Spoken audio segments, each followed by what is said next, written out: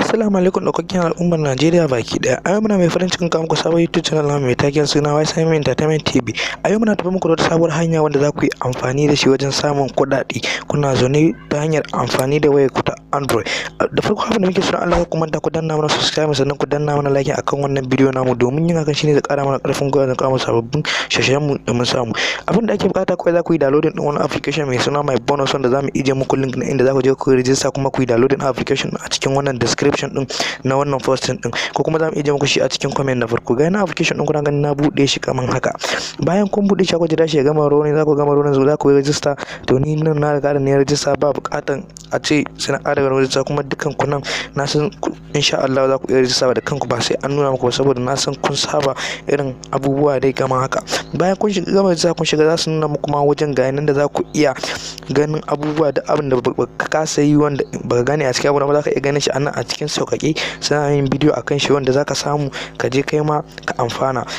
Bari zan je in nuna muku yanzu account ɗina balance ɗina ku gani yanzu gashi nan sai da na samu naira 1000 na yau. Na riga da na gama tax ɗina na yau kenan tunda har na samu naira 1000 ga yanzu. Bari je in nuna muku wani wallet ɗina kuma in na ga dama yanzu zan iya withdrawing ɗin kuɗi na. Daman minimum of withdrawing ɗin naira 1000 ne. Yanzu ma zan nuna muku yadda za ku yi withdrawing ɗin kuɗin ku in kuɗin ku ya kai naira 1000.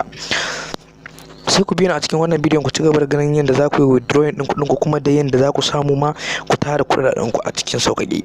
Ga yana za su nuna muku sa account number ɗinku da sunanka da na bankin ka da komai sai ka rubuta amount a nan.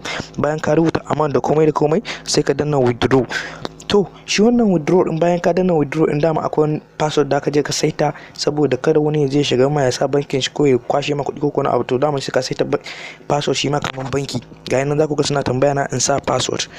To yanzu ba na buƙatar withdrawing kawai na shigo ne saboda in nuna muku yadda za ku samu withdrawing ɗin kuɗin ku. Yanzu to ba zan in nuna muku yadda kuma za ku samu ku tara kuɗaɗen ku ta sauƙaƙe. Za ku shiga wannan shopping ɗin ga yana wanda kuke gani mai alaman wannan kaman baro ne ga yana sai ku shiga na can saman nan ga yana shi nike akai saboda kullun kana ne sai ka ƙara ma abu sai ka danna wannan smart shopping ɗin.